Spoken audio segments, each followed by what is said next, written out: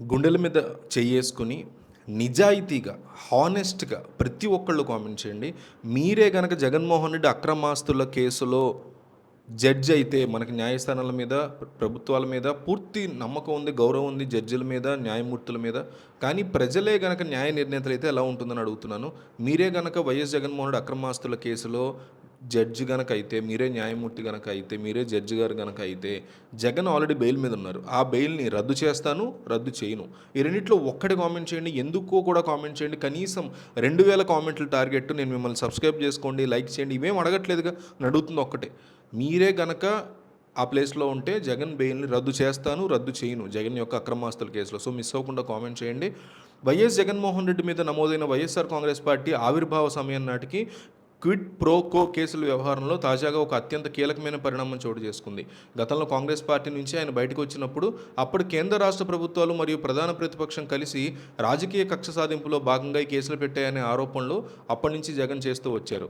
ఈ కేసులన్నింటిలో అత్యంత ప్రాధాన్యత కలిగిన వ్యాన్ పిక్ ప్రాజెక్టుల భూముల కేటాయింపు మరియు పెట్టుబడుల వ్యవహారంలో తెలంగాణ హైకోర్టు ఇచ్చిన తాజా తీర్పు ఈడీకి ఒక పెద్ద ఎదురుదెబ్బగా మారింది. పారిశ్రామికవేత్త నిమ్మగడ్డ ప్రసాద్కి అనుకూలంగా నిర్ణయాలు తీసుకున్నందున ప్రతిఫలంగానే జగన్ కంపెనీలో పెట్టుబడులు వచ్చాయంటూ ఎన్ఫోర్స్మెంట్ డైరెక్టరేట్ దాఖలు చేసిన ఆరోపణలో ఎలాంటి పసాలేదని ఈ తీర్పు ద్వారా స్పష్టమైంది. సాధారణంగా ఇలాంటి ఆర్థిక నేరాల ఆరోపణలు వచ్చిన వెంటనే నిందితుల ఆస్తులను జప్తు చేయడం ఈడీకి ఉన్నటువంటి పెద్ద ఆయుధం. ఆస్తులు ఒకసారి జప్తు అయిపోతేనే వాటిని విడిపించుకోవడం కోసం దశాబ్దాల పాటు సాగే పెద్ద ప్రసనంగా మారుతూ ఉంటుంది. వ్యాన్పిక్ కేసులో కూడా జగన్ అలాగే నిమ్మగడ్డ ప్రసాద్కి చెందిన 100 కోట్ల విలువైన ఆస్తుల్ని ఈడీ చాలా కాలం క్రితమే అటాచ్ చేసింది.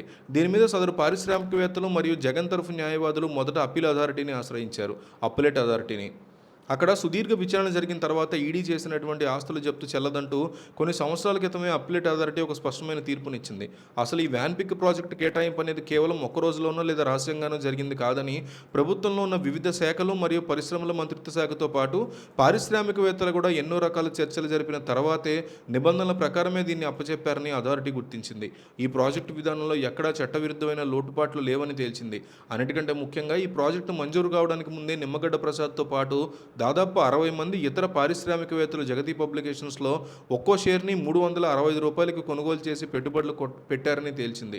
ఇంతమంది పెట్టుబడిదారులు షేర్లు కొనుగోలు చేసినప్పుడు వారిలో ఎవరికి ఎలాంటి నష్టాలు రాలేదు మరియు ఎవరు కూడా తమను మోసం చేశారంటూ ఎక్కడా ఫిర్యాదులు చేయలేదు. అలాంటప్పుడు కేవలం కొద్ది మందిని మాత్రమే ఎంచుకుని వారి మీద కేసులు పెట్టడం రాజకీయ ప్రేరేపితమే అవుతుందని అప్పలేట్ అథారిటీ అభిప్రాయపడింది. ఈడీ చేసిన ఆరోపణలు ఎలాంటి ప్రాథమిక ఆధారాలు లేవని స్పష్టం చేస్తూ జప్తు చేసిన ఆస్తులన్నింటినీ తక్షణమే విడుదల చేయాలని సంచలన తీర్పు ఇచ్చింది. అయితే అప్పలేట్ అథారిటీ ఇచ్చినటువంటి ఆదేశాలను సవాల్ చేస్తూ ఈడీ ఏకంగా 9 పిటిషన్లు తెలంగాణ హైకోర్టులో దాఖలు చేసింది. దీని మీద హైకోర్టు ద్విసభ్య ధర్మాసనం సుదీర్ఘకాలం పాటు ఇరుపక్షాల వాదనలు చాలా క్షుణ్ణంగా వినింది. అన్ని రకాల ప్రభుత్వ పత్రాలని ఈడీ సమర్పించిన ఛార్జ్షీట్ని పరిశీలించిన తర్వాత కోర్టు గత ఏడాది డిసెంబర్ 23న తన తీర్పును రిజర్వ్ చేసింది. దాదాపు 6 నెలల నిరీక్షణ తర్వాత ఇప్పుడు వెలువడినటువంటి తుది తీర్పులో హైకోర్టు అప్పలేట్ అథారిటీ ఇచ్చినటువంటి నిర్ణయాన్ని పూర్తిగా సమర్థించింది. ఈ కేసులో నిజంగానే క్విడ్ ప్రోకో జరిగిందని చెప్పడానికి లేదా ఈ వ్యాపార పెట్టుబడులు చట్టవిరుద్ధం నిరూపించడానికి ఈడీ దగ్గర ఒక్కటంటే ఒక్క బలమైన ఆధారం కూడా లేదని న్యాయస్థానం స్పష్టం చేసింది.